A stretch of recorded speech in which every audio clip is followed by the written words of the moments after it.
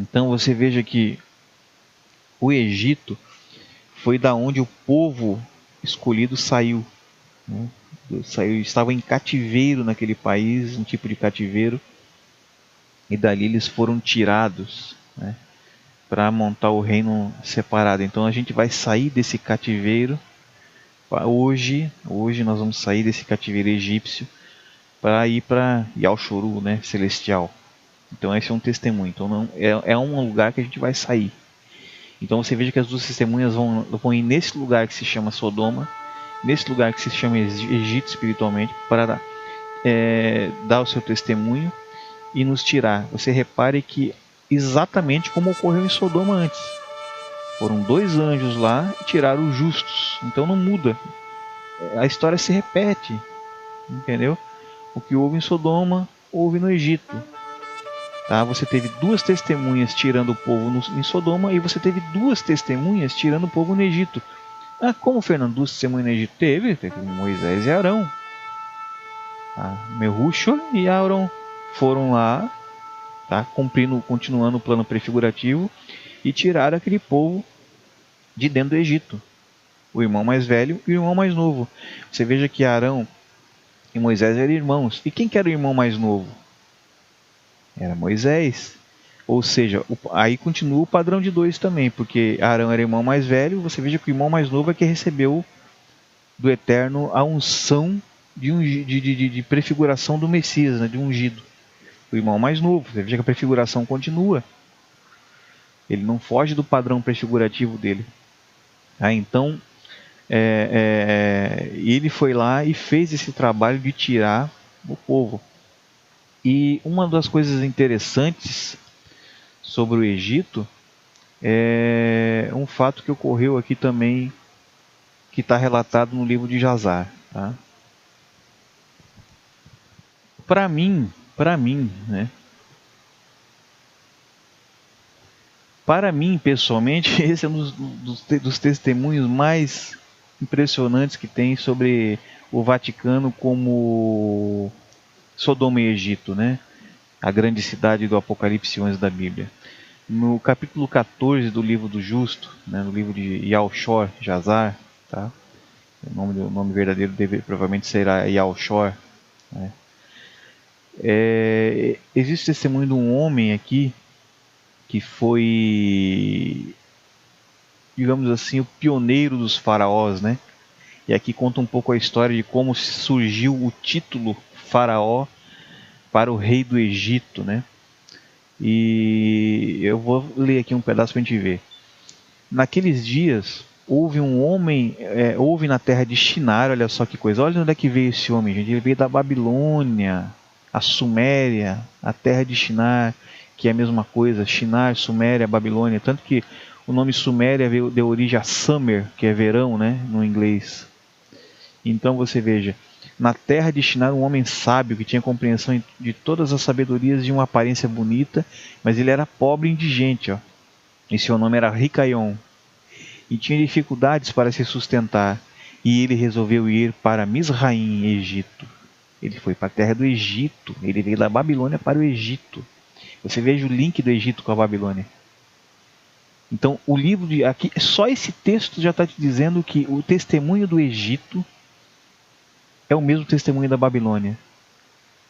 E a Babilônia, vocês sabem onde foi a Babilônia? A Babilônia é a cabeça da estátua. Olha aí. Entendeu? Que se prolonga até Roma nas pernas, olha só.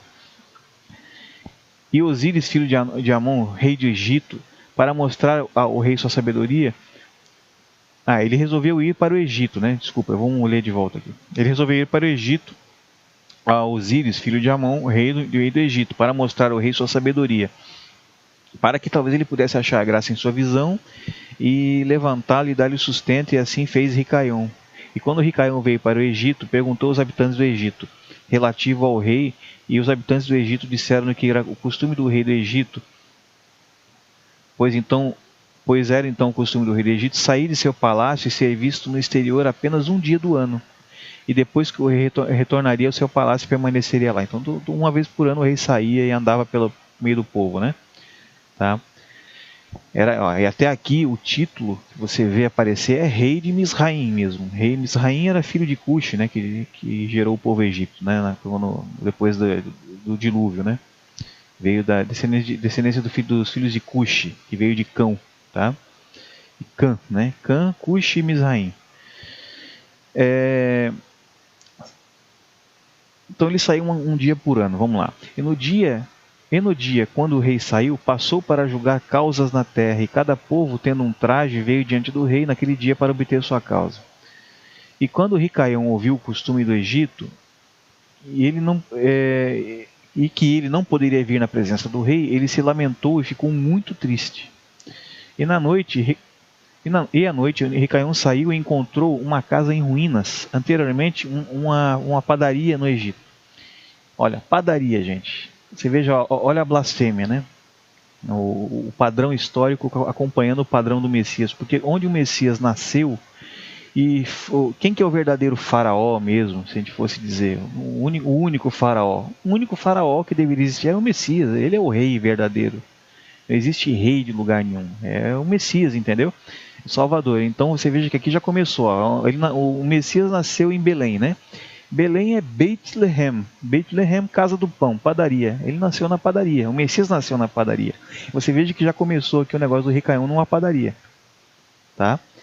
E Ricaião encontrou uma casa em ruínas, anteriormente uma padaria no Egito, e ele ficou lá todas as noites na amargura de alma, com muita fome e sono, e o sono foi removido dos seus olhos, né? E Ricaião ficou imaginando dentro de si mesmo o que ele deveria fazer na cidade, até que o rei fizesse sua nova aparição e com ele pudesse sustentar-se no Egito, no caso, sustentar-se lá no Egito, né? E ele subiu na parte da manhã andando, encontrou seu caminho aqueles que vendiam legumes e vários tipos de sementes, no qual eram supridos os habitantes, tá? Você veja que já começou na padaria, agora ele vai começar a tentar fazer alguma coisa para aparecer, né? E Ricaião quis fazer o mesmo, para obter o sustento na cidade. Mas ele não estava acostumado com o costume do povo, e ele era como um homem cego entre eles. Claro, ele não entendia, não conhecia os costumes do Egito, então ele ficou perdido, né? E ele foi e obteve legumes para vendê-lo, para se manter, e o povo reuniu-se sobre ele, e ridicularizou ele, e levaram os seus legumes e o deixaram sem nada. Quer dizer, aconteceu bem parecido com Sodoma, olha só, foi saqueado, né?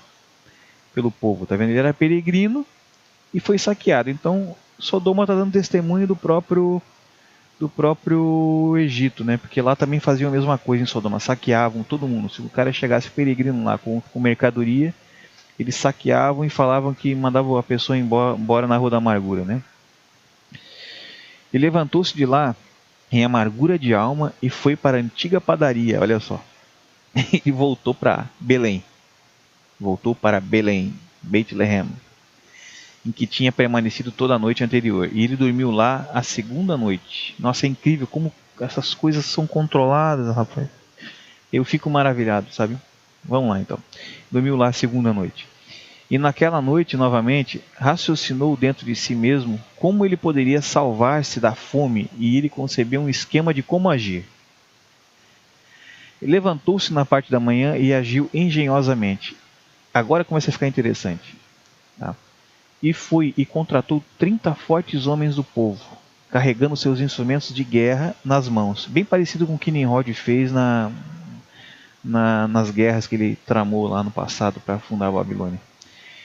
E ele os levou para o topo do sepulcro do Egito. Olha só. Topo, e os manteve lá. É um morro onde tinha uma cidade, tipo de um cemitério, tá vendo? Topo do sepulcro do Egito. E os manteve lá. E comandou-os dizendo: assim diz o rei, fortaleçam-se e sejam homens valentes, e não deixem que nenhum homem seja enterrado aqui até ser lhe dado 200 peças de prata. Ou seja, ele começou a tributar mortos, ó. Ele cercou o cemitério, e no cemitério dele ele começou a ganhar o poder. Ele começou a montar o seu poder na necrópole, no cemitério. Olha que coisa interessante, cara. Somente então ele poderá ser enterrado, no caso que quando pagar as 200 peças de prata, que as pessoas vão poder enterrar os seus mortos, né? E esses homens fizeram de acordo com a ordem de Ricaião para o povo do Egito todo esse ano. Quer dizer, durante aquele ano ele fez isso. né? Todo. Em 8 meses de tempo, Ricaião e seus homens reuniram grandes riquezas de prata e ouro. Ricaião teve uma grande quantidade de cavalos e outros animais e contratou mais homens, e ele lhes deu cavalos e permaneceram com ele. Ou seja, ele na força, ele tributou mortos na força, né? As pessoas tinham que levar os seus mortos, tinham que pagar um dinheiro lá para ser enterrado. Veja que não muda hoje, né? Hoje é assim, para você enterrar um morto, você não tem direito a enterrar, você tem que pagar até para enterrar um defunto, né? Então, quando você perde algum parente, alguma coisa, você tem que pagar aí. Quem já enterrou sabe, já foi o meu caso também. E quando virou-se o ano, veio o momento do rei sair para a cidade. Ó, voltou o novo tempo do rei do Egito. Sair era rei, tá? Ainda não era faraó. Eles eram conhecidos como os reis de Misraim. Misraim. Não tinha o título, não existia esse título ainda. Tá? É aí que vai ficar interessante. E todos os habitantes de Misraim, Egito, reuniram-se para falar com ele sobre o que fazia Ricaião e seus homens. O povo estava revoltado com o que ele estava fazendo, que era cobrar impostos para enterrar os defuntos, né? O rei saiu no dia agendado e todos os egípcios, no caso, vieram diante dele e gritaram-lhe dizendo: Rei, viva para sempre. O que é essa coisa que faz na cidade aos teus servos, não deixando um cadáver ser enterrado até que muita prata ou ouro sejam dados? Ai, meu pai. Houve alguma vez algo assim em toda a terra, desde os dias dos antigos reis? Sim, mesmo desde os dias de Adão até esse dia, que os mortos não devem ser enterrados apenas por um preço. Você veja que eles tinham conhecimento da história de Adão, né? Nós sabemos que é costume dos reis tomar o imposto anual de vivos. Olha só. Mas tu faz apenas isto. Mas dentre os mortos também tu cobras um imposto dia a dia. Agora, ó rei, não podemos mais suportar isto, pois toda a cidade é arruinada por esta conta. E tu não sabe disso? E quando o rei ouviu isso, tudo o que tinham falado, e ele ficou muito irritado, e sua raiva acendeu-se devido ao caso, pois ele nada sabia a esse respeito. O rei disse: Quem é e onde está? Este que se atreve a fazer esta coisa de ímpios em minha terra e sem comando. O próprio rei do Egito, o rei do Egito falou que é uma coisa de ímpio você tributar mortos. Certamente você vai me dizer. E disse-lhe então, as pessoas contaram todas as obras de Ricaião e seus homens, e a raiva do rei se acendeu. Ele ordenou que Ricaião e seus homens fossem trazidos diante dele.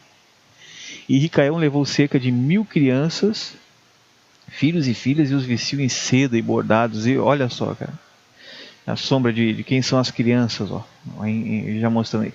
Vestiu-os em seda e bordados, e montou-lhes sobre os cavalos e enviou-lhes para o rei por meio de seus homens. E ele também tomou uma grande quantidade de prata e ouro e pedras preciosas e um forte e belo cavalo como um presente para o rei, o qual ele veio diante do rei e curvou-se a terra diante dele. Olha só, a estratégia dele foi encher os olhos do rei pela aparência, com as crianças e tal, né, com os cavalos, ó, e oferecendo essa prata, né? Você veja que não tem muita diferença do que ocorre, né?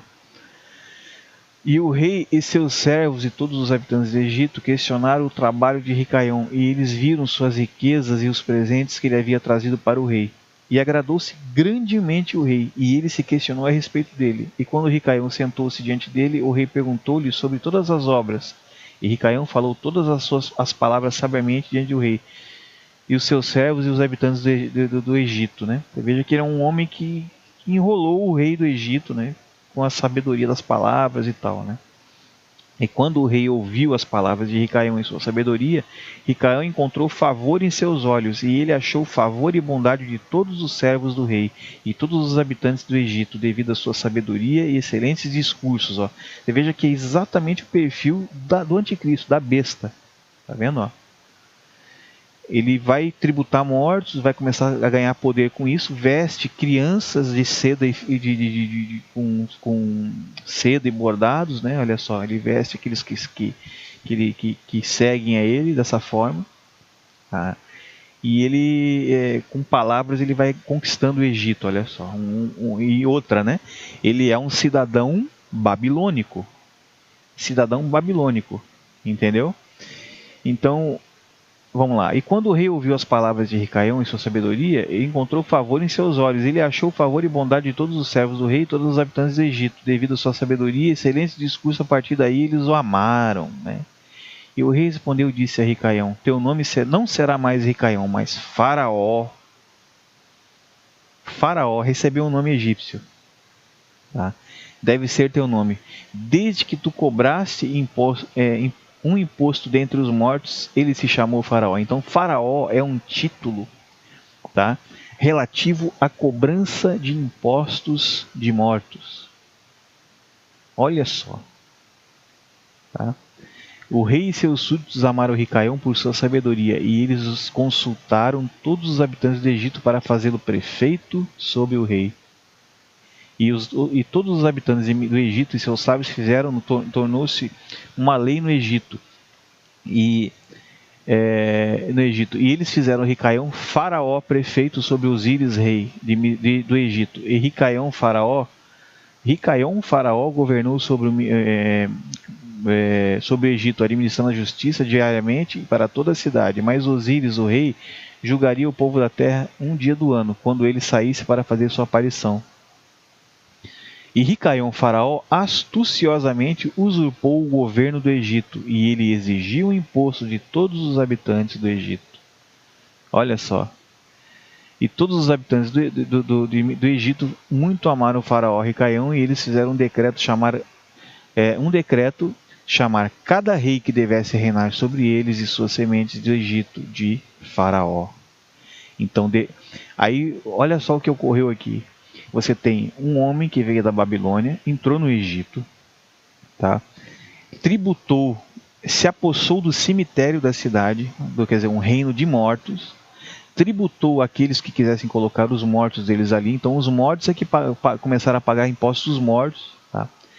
E nisso ele ficou poderoso, tá? Ele achou a atenção do rei do Egito. O rei do Egito trocou o nome dele para Faraó, de Ricaião para Faraó, tá? E o nome Faraó tem relação à tributação de mortos, entendeu? Então o que aconteceu? E esse título Faraó passou a ser o título definitivo daqueles que reinassem sobre Misraim. Quer dizer, não tinha mais o título rei, não era mais usado o título rei.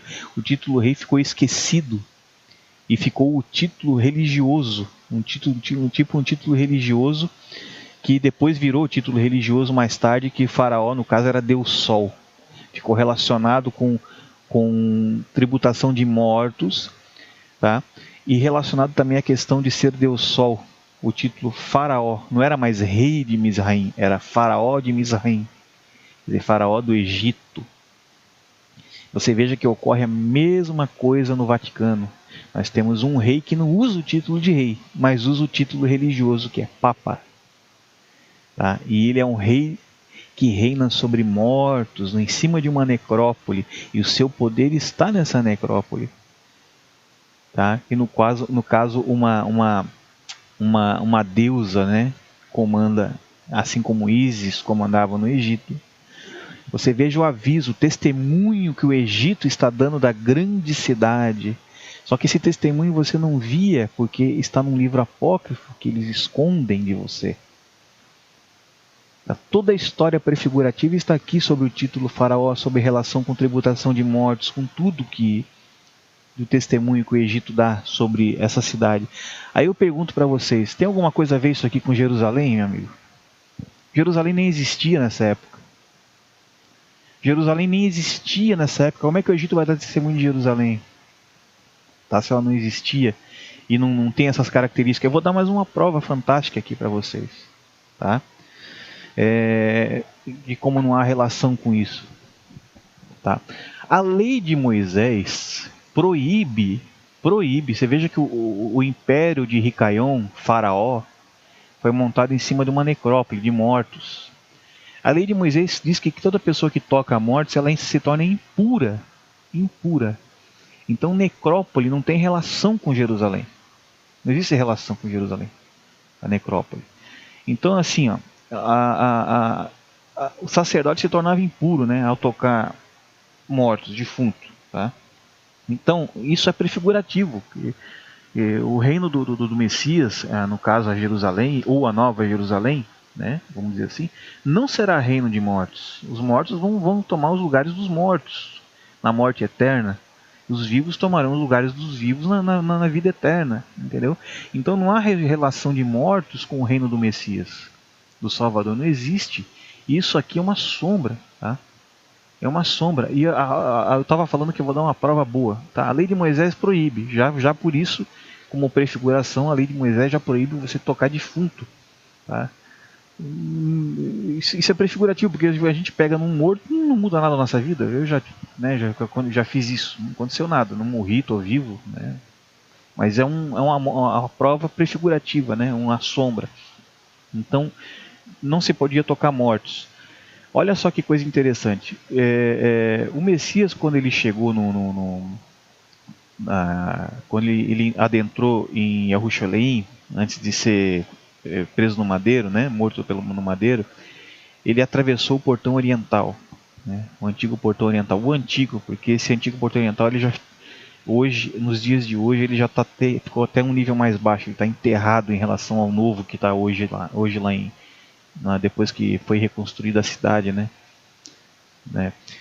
E ele passou esse portão oriental, né, cumprindo a profecia do livro de Cozoquiú, né, Ezequiel. Ezequiel profetizou que o Messias passaria pelo portão oriental da cidade, né? E tá, ele passou, beleza, ele passou, entrou, depois foi morto no madeiro, ressuscitou, né? E tá para voltar. O que ocorreu? Vamos contar uma história interessante aqui. No ano de 1500, se não me engano, não me lembro agora, acho que foi 1517, né?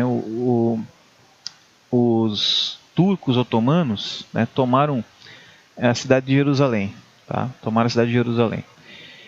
E quando eles entraram na cidade, eles viram o portão oriental, né, que eles já tinham tomado, e eles pensaram assim: existem profecias que falam que o Messias passará por esse portão, tá? Passará por esse portão. Então o que os turcos fizeram, os ismaelitas, né? Eles fizeram o seguinte: eles pegaram e selaram o portão oriental, eles chumbaram o portão para que ele não passasse mais por ali, né? Para que a profecia caísse por terra, vamos dizer assim. Porque para eles ele não tinha vindo ainda, né? Para eles, inclusive, não veio, não existe, né? Para eles eles não entendem o Messias da forma que a gente entende. Então, para eles não tinha vindo, eles selaram o portão para garantir que ele não passasse pelo portão oriental.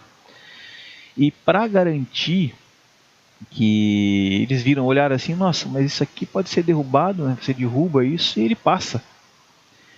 Então aí eles foram na lei de Moisés e viram que pela lei de Moisés o sacerdote ele não pode tocar o morto, senão ele fica impuro. Então o que eles fizeram? Eles sujaram o terreno ali, tornaram o terreno impuro. Como? Eles construíram um cemitério na frente do portão oriental. Quer dizer, ali sim, aí acabou, não, você selou o portão. Você veja que, claro, o Messias já tinha passado, mas você veja que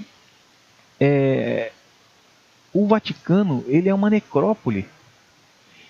Eles dizem que a justiça está ali em cima de uma necrópole, totalmente contra já a parte prefigurativa. Ela vai de encontro, ela vai contra, tanto que eles usaram essa questão dos mortos para selar o portão oriental. Então o que tem a ver? Como é que pode ser o Vaticano uma cidade de justiça? Você veja que o Egito está dando testemunho disso sobre o Vaticano, sobre a questão de Ricaion ter construído o poder dele em cima de uma necrópole. Então isso dá testemunho, isso prova de que Sodoma e Egito se refere à praça da grande cidade, que se chama Sodoma e Egito, do capítulo 11 do Apocalipse, se refere exatamente ao Vaticano, porque ele está cumprindo o mesmo papel. E você veja que o Vaticano possui um rei com um título político-religioso, assim como foi o caso de Ricaion, que tinha um título político e religioso associados. Tá? Então eram dois títulos ao qual se esqueceu o título de rei. Apesar de ele ainda existir oficialmente, ele não era aplicado. O povo não chamava o rei de Mizraim, Ricaion, de rei. Chamavam de faraó, que foi o nome que foi trocado, foi dado um novo nome para ele, e ficou. E os reis que vieram após Ricaion continuaram com o título faraó. E isso foi até o tempo de Mehushua, quando ele foi tirar o povo do Egito, e continuou depois e foi embora. Tá? Eu sempre me questionava, antes eu já me questionava, por que eles chamam o rei no Egito de faraó? Quando eu era mais novo eu questionava isso. Porque geralmente você chama o rei de um reino de rei mesmo. E no caso do Egito ele tem um nome diferente. E depois que eu li esse livro eu falei, meu caramba, tá aí a resposta, velho. Tudo tem resposta, tudo tem um porquê nas coisas da criação do Eterno, entendeu? Isso é muito interessante, cara. Então, você veja que a cidade que se chama espiritualmente Sodoma e Egito, onde testemunharão as testemunhas, né? Assim como ocorreu os dois anjos que foram para Sodoma para tirar o povo de Sodoma, é assim como ocorreu com Mehushua e Arão, né? Moisés e Arão foram testemunhar diante de Faraó. Eles foram como testemunhas do Eterno diante de Faraó para retirar o povo. Então você veja que o testemunho, e ainda sabendo que o Egito veio, o título Faraó, o Egito veio dos filhos de Cuxi, que não era descendência de Sem. Tá? E no caso, você sabendo que depois o título de Faraó ainda veio também de um Cuxita, o Mizraim já era descendente de Cuxi, tá? de Cão. E a terra de Shinar também foi fundada por descendentes de Cão, no caso, né? Tá? Então, Cuxitas, né? Então, você veja que Ricaium veio da Babilônia, ele firmou o poder dele no Egito, ele alterou os títulos, né, de rei para Faraó, sendo um babilônico. Ele firmou seu poder numa necrópole, tá? E ele, a partir daí, mudou a história do Egito para que continuasse dessa forma até o final, dando testemunho, uma sombra perfeita, né, do que há no Vaticano hoje. E o Vaticano, ele possui toda aquela religião, né, de mumificar as pessoas, de definir os seus santos, quer dizer, a religião de mistérios, né? As pirâmides, né? E a gente vê que a adoração ao Monte Sião feito pelas mãos dos homens, né? Porque a pirâmide é um Monte Sião feito por mãos humanas, e tem um Monte Sião que é feito pela mão do Eterno, né? Então, feito por mãos humanas, a pirâmide é um monte feito por mãos humanas. Os homens constroem com o braço, né? E embora as pessoas não vejam primeiramente, mas quando você olha para o obelisco, né, o obelisco na ponta dele ele tem uma pirâmide, eles chamam de pirâmide elevada, né? O obelisco ele tem outro nome, né, que é pirâmide elevada. Então tá lá a pirâmide, né? Uma forma oculta, uma forma um pouco mais oculta. Mas não tem nada de oculto também não, porque o obelisco que está no Vaticano, ele veio diretamente do Egito, gente. Você veja que coisa, o obelisco ele é egípcio. Ele é egípcio. E as pessoas falam que Sodoma e Egito é Jerusalém. É Jerusalém, o testemunho físico do Egito está na Praça do Vaticano. O obelisco, o pênis de Baal, o pênis da prostituta, do travesti, chamado Vaticano, tá? O pênis do Vaticano é egípcio. Cidade que se chama espiritualmente Sodoma e Egito. Sodoma e Egito. A praça da grande cidade. Grande cidade. Babilônia, a grande. Olha só.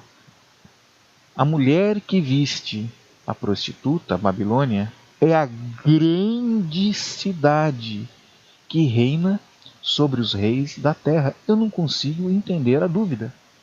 Não consigo entender a dúvida. Isso chama-se confusão. Confusão. Eu fico impressionado como o cristianismo, Roma e o Vaticano, eles trabalham livres, totalmente livres de perseguição e de desconfiança do povo.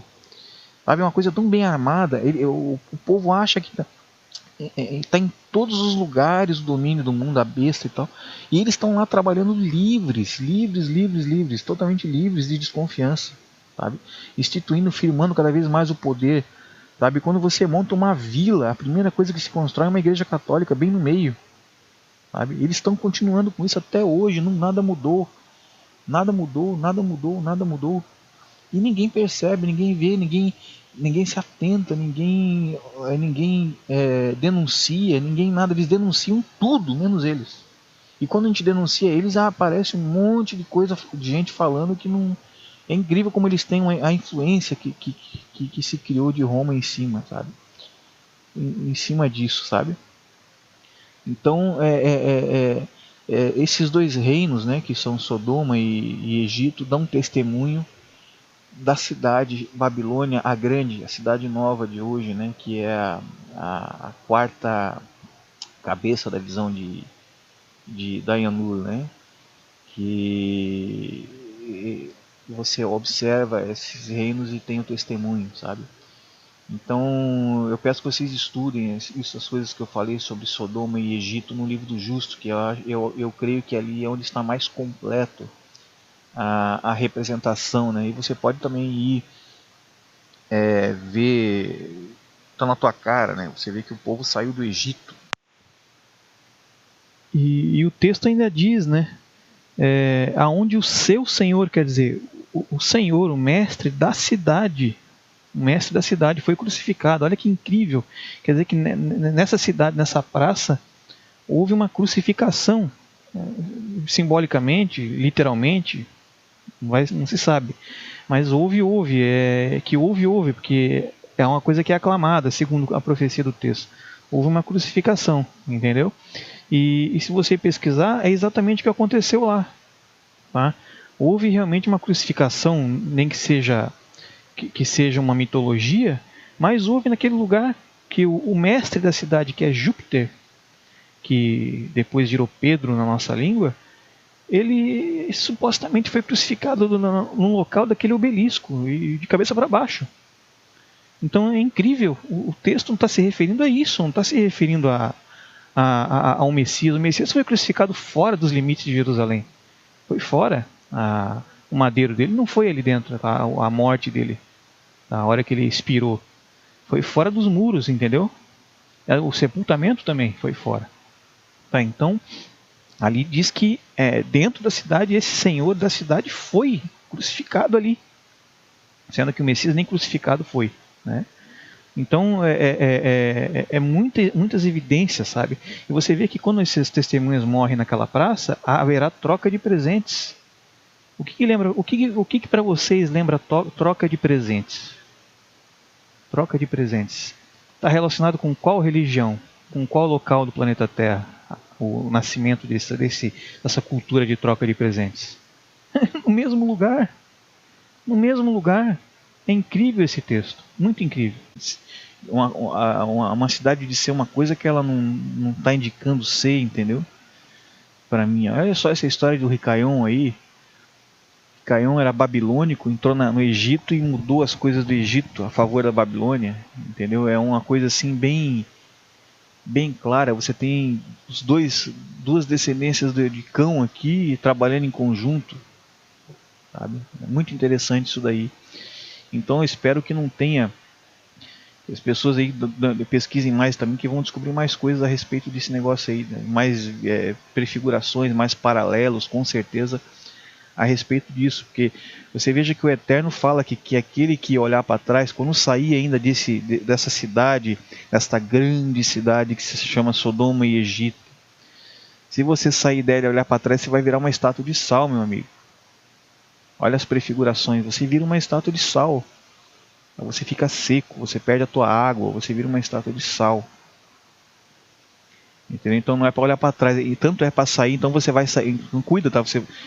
Como é que eu vou sair de Jerusalém se eu olhar para trás e vou virar uma estátua de sal? Sabe, o testemunho não é esse, o testemunho é outro, é para outro lugar, não é para ir, entendeu?